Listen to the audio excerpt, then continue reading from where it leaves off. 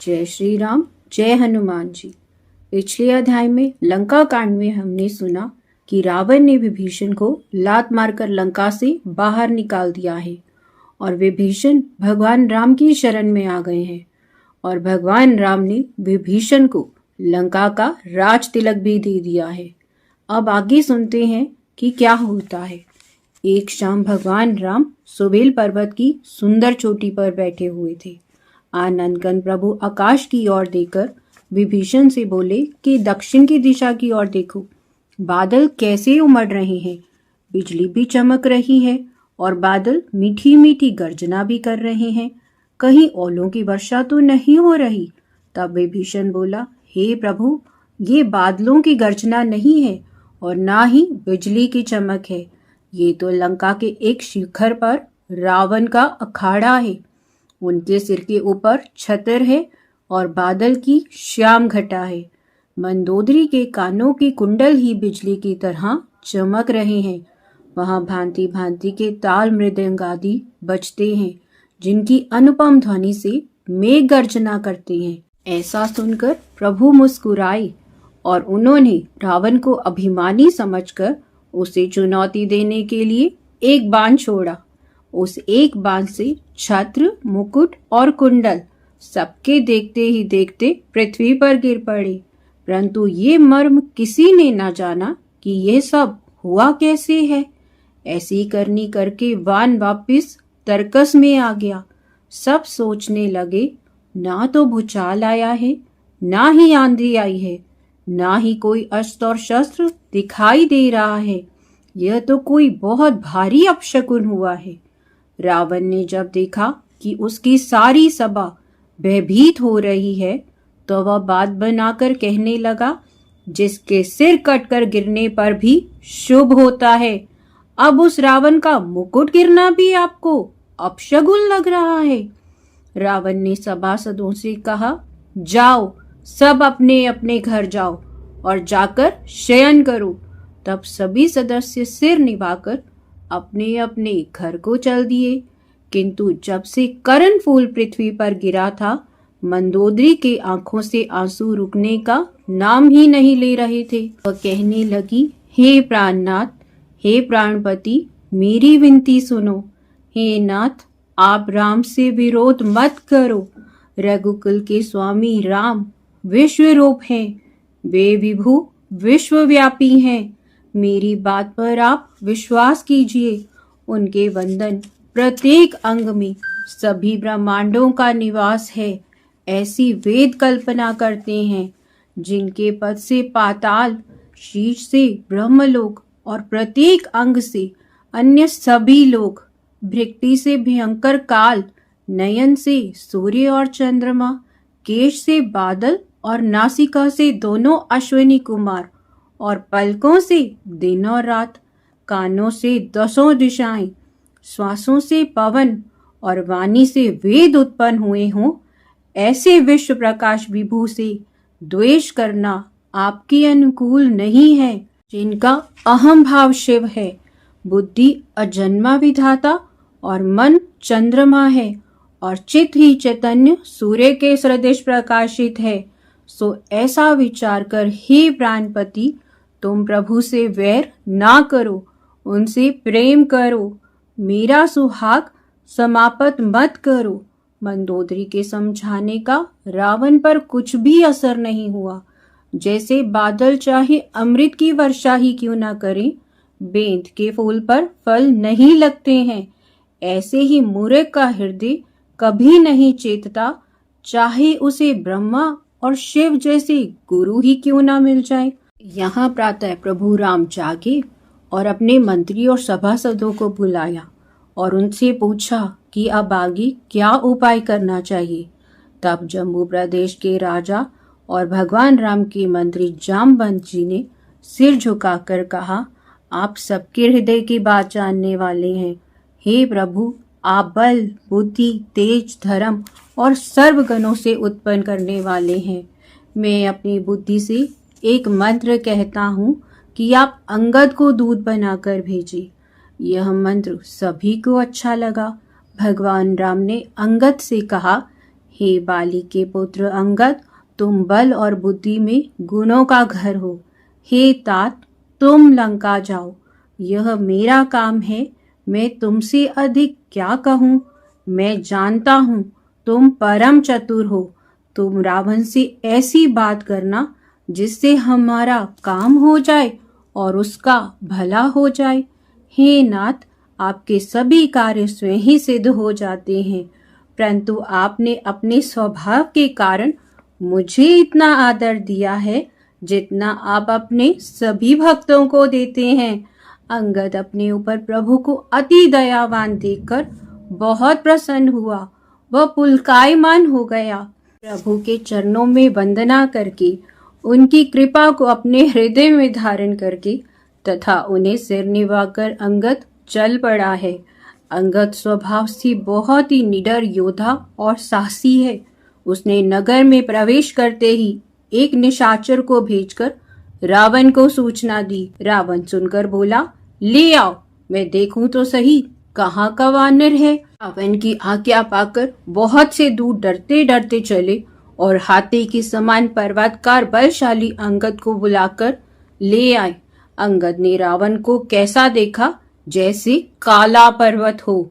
रावण को देखकर युद्ध में शिरोमणि महान योद्धा बाली का पुत्र अंगद मन में निशंक होकर सभा की ओर चला गया है। अंगद को देखकर सभी राज्य के सदस्य खड़े हो गए। ये देखकर रावण को बहुत क्रोध आया। उसे ये स्वागत बहुत बुरा लगा।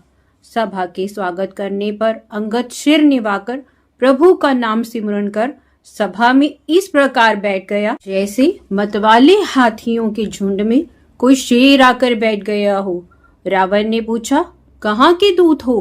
तब अंगद बोला, हे रावण, मैं राम का दूत हूँ। सुनो, मेरे पिता और तुम्हारी बड़ी मित्रता थी, अतः तुम्हारे हित के लिए मैं यहाँ आया हूँ। तुम्हारा उत्तम कुल है और तुम मुनि पुल सत्य के नाती हो। तुमने शिवजी और विधाता की बहुत प्रकार से पूजा की है, जिससे तुमने वरदान पाकर यह सब सफलता प्राप्त की है। सब लोकपालों और देवलोकों के राजा इंद्र को तुमने ही जीता है, किंतु हे रावण, राज्य का अभिमान या मोह के कारण जगत की माता को तुम हर लाई हो। अब तुम मेरा उत्तम कहा मानो। तुम्हारे सब अपराध प्रभु क्षमा कर देंगे। तुम दांतों में घास दबाकर, कंठ में कुल्हाड़ी रखकर परिवार और रानी सहित श्री सीता जी को आदर पूर्वक आगे करके इस प्रकार भय त्याग कर चलो और कहना भगवान राम से, हे शरणागतों के रक्षक प्रभु, मेरी रक्षा करो, मेरी रक्षा करो। ऐसे दीन वचन सुनकर दीनों पर दया करने वाले मेरे प्रभु तुम्हें क्षमा कर देंगे। तब रावण ने कहा, हे अंगद, तुम और सुग्रीव दोनों ऐसे हो जैसे पानी के किनारे लगे हुए वृक्ष। तू मुझे ये तो बता, तेरे दल में ऐसा कौन सा योद्धा है जो मुझसे लड़ सकता है? अब रहा हमारा भाई, सो वो तो पहले से ही डरपोक था। तुम्हारा मंत्री जामवत, वो तो अति बूढ़ा है, वह लड़ाई के लिए खड़ा भी नहीं हो सकता। नल और नील दोनों की लड़ाई जानते हो, राजगिरी जानते हो। हाँ, एक वानर तुम्हारे कटक में अति बलवान है, महावीर है, बुद्धिमान है और शील स्वभाव का भी है, जो प्रथम बार आया था इस नगर पर, जिसने इस नगर को जलाया था। यह सुनकर बाली पुत्र हंसकर बोला, ए रावण, झूठ मत बोल। क्या ये सत्य हो सकता है कि एक वानर तुम्हारा नगर जला जाए? ऐसा कभी नहीं हो सकता। कौन इसे सत्य मानेगा कि एक वानर ने तुम्हारा नगर जला दिया? हे रावण, तुमने जिसकी सराहना की है वह तो सुग्रीव का एक दूत है। हे रावण, तू सत्य कहता है। तेरी ये बात मुझे बुरी नहीं लगी, क्योंकि सचमुच ही हमारे कटक में कोई ऐसा नहीं है जो तुम जैसे नीच से लड़े। अंगद की बात सुनकर रावण बोला, तुम्हारी तो जाति ही ऐसी है। स्वामी की भक्ति करना, उनके गुण गाना, ये तो तुम्हारा जातीय गुण है। परंतु तुम्हारे कटु वचनों पर मैं कोई ध्यान नहीं दे रहा हूं, तो तुम इसे अपना भला समझो। तब अंगद ने कहा, तेरी गुण ग्राहक तो सच्ची है, पर मुझे इसमें कुछ संदेह हो रहा है। हनुमान जी ने जैसा बताया था वैसा मैंने अपनी आंखों से देख लिया है। तुम में ना तो लाज है, ना क्रोध है और ना ही मोह है। रावण, तू बड़ा सहनशील है। हनुमान जी ने तेरा वन विध्वंस किया, तेरे पुत्र को मार दिया, सारा नगर जला दिया और तू कुछ भी नहीं कर सका। तेरी प्रकृति बड़ी ही शोभामान है। हे रावण, मैंने तेरे साथ ऐसी डिठाई की है। रावण बोला, सुन दुष्ट, मैं कितना बलवान हूँ। शिव जी और कैलाश को जानते हो, मेरी भुजाओं के बल को जानते हो।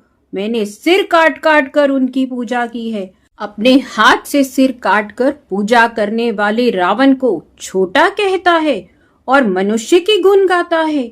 अरे छोटे से वानर, जान लिया मैंने तेरा ज्ञान। रावण की अटपटी वाणी सुनकर अंगद रोष में आ गया और उसने कहा, अरे अधम अभिमानी, मुंह संभाल कर बोल। इनका परसा सहस्त्र बाहु की अपार गहन भुजाओं के बल को जलाने के लिए अग्नि के समान है। जिनके परसे के गहन की धार में अनेकों राजा डूब गए, ऐसे परशुराम का अहंकार भी जिस राम को देखते ही भाग गया। अरे अभागी रावण, वह राम क्या साधारण मनुष्य हो सकता है? अरे दुष्ट, राम मनुष्य कैसे हुए? क्या कामदेव देहधारी हैं? क्या गंगा नदी है? कामधेनु क्या पशु है? कल्प वृक्ष क्या वृक्ष है? अन्न खिलाना क्या दान है? और अमृत क्या रस है? ऐसे ही क्या वैनत्य वाहन चालक पक्षी हैं? सहस्त्र आनंद क्या सर्प हैं? चिंतामणि क्या पत्थर है? अरे मतिमंद रावण, सुन, वैकुंठ कोई लोक नहीं है और राम की भक्ति के समान कोई लाभ नहीं है। सेना सहित तेरा मान मंडन करके, वन उजाड़कर, नगर जलाकर और तेरे पुत्र को मारकर चला गया, वह हनुमान जी क्या एक बंदर है? रे रावण, तू चतुराई को छोड़कर राम का भजन क्यों नहीं करता? रे दुष्ट, क्यों तू राम का शत्रु बना हुआ है? देख, जिनकी सेवा भक्ति से तूने वरदान पाया है, वह शिव, वह ब्रह्मा भी राम से विमुख नहीं होते हैं। वह भी तेरी सहायता नहीं करेंगे। रे मूढ़ रावण, तू वृथा गाल मत बजा। राम से वैर करने पर तेरी ऐसी दशा होगी कि राम का बाण लगते ही तेरा सिर कटकर वानरों के आगे आ गिरेगा। क्या मरते समय तेरी गाल बजाई गई चतुराई चलेगी? ऐसा विचार कर भगवान राम का भजन कर। ऐसे हितकारी वचन सुनकर भी रावण क्रोध में आने लगा, मानो आग में घी पड़ गया हो। रावण बोला, रे बंदर, तू क्या अब मरना चाहता है? जो छोटा मुंह बड़ी बात कर रहा है, तू जिसके बल पर कटु कल्पना कर रहा है ना, बड़ी बड़ी डींगे हाँक रहा है, वह राम तो निर्गुण है और उसमें कोई मान नहीं है। तभी तो उसके पिता ने उसे वनवास दिया था। और दूसरा दुख उसकी स्त्री की विरह, और तीसरा दुख हर समय दिन रात मेरा भय। जब रावण ने राम की निंदा की तो अंगद क्रोधित हो गया और दोनों हाथ पटक कर पृथ्वी पर दे मारे, जिससे पृथ्वी डोल उठी। सभा सदस्य गिर गए। वह भागना चाहते थे पर आंधी के भय से भाग भी न सके। रावण भी पृथ्वी पर गिर पड़ा और संभल कर उठा, किंतु उसके अति सुंदर मुकुट पृथ्वी पर ही गिरे रहे। कुछ तो रावण ने उठाकर अपने सिरों पर संवार कर रख लिए और कुछ अंगद ने लात मारकर प्रभु के पास भेज दिए। उनको आते देखकर वानर डरकर भागे और सोचने लगे, हे विधाता, ये क्या तारे टूटने लगे हैं? तब भगवान राम ने हंसकर कहा, तुम हृदय में डरो मत, ये तारे व्रज राहु केतु नहीं है, यह तो रावण का मुकुट है जो उसके सिर पर शिरोमणि था। यह अंगद की प्रेरणा से यहाँ पर आकर गिरे हैं। अब अंगद क्रोध में भरकर बोला, अरे रावण, तुझे गाल बजाते लज्जा नहीं आती? मैं तेरे सारे दांत तोड़ देता, परंतु प्रभु ने मुझे आज्ञा दी है। मुझे ऐसा जोश उठ रहा है कि तेरी 10 दिशाओं और तेरा मुख तोड़ दूं और तेरी लंका को समुद्र में डुबो दूं। अंगद का ऐसा बल देखकर सभी योद्धा के हृदय हार गए। अंगद ने ललकारा तो रावण स्वयं ही उठकर चल दिया। रावण तेजहीन हो गया था। उसकी शोभा ऐसे जाती रही जैसे दिन में चंद्रमा। राम सबके प्राणपति हैं और सारे जगत के आधार हैं। उनके विमुख कोई कैसे विश्राम पा सकता है। हे पार्वती, राम की भक्ति में निवास करने वाली सारे विश्व की उत्पत्ति होती है और वहीं सबका विनाश भी होता है। जो प्रभु तिनके को वज्र और वज्र को तिनका बना देते हैं, उनके दूत से कोई कैसे जीत सकता है। रावण के बल को विध्वंस करके अंगद जी प्रभु की महिमा को याद करके बहुत प्रसन्न हुए और पुलकायमान होकर आंखों में आंसू भरकर प्रभु को प्रणाम कर रहे हैं। हनुमान जी ने जैसे ही सुना कि अंगद लंका के गढ़ में अकेले हैं, वह कूदकर खेल ही खेल में गढ़ पर जा चढ़े। अंगद और हनुमान जी दोनों दौड़कर रावण के भवन पर चढ़ गए और दोनों नारे लगा लगाकर कौशलपति भगवान की दुहाई दे रहे हैं। जब कलश सहित राजमहल को ढा दिया तो रावण डर गया। तब दोनों योद्धा शत्रु के दल पर गरजे और निशाचरों को मारने लगे। किसी को लातों से, किसी को चपेटों से मार मार कर कहा, तुमने प्रभु का नाम नहीं भजा तो लो उसका फल अच्छी तरह से ले लो। पर प्रभु इतने दयावान हैं कि जो भी विरोधी राम का नाम लेते हुए सदगति पाते थे, उन्हें प्रभु अपने परम धाम को भेज रहे थे। बताओ भवानी, ऐसा दयालु कौन होगा। जय श्री राम, जय हनुमान जी।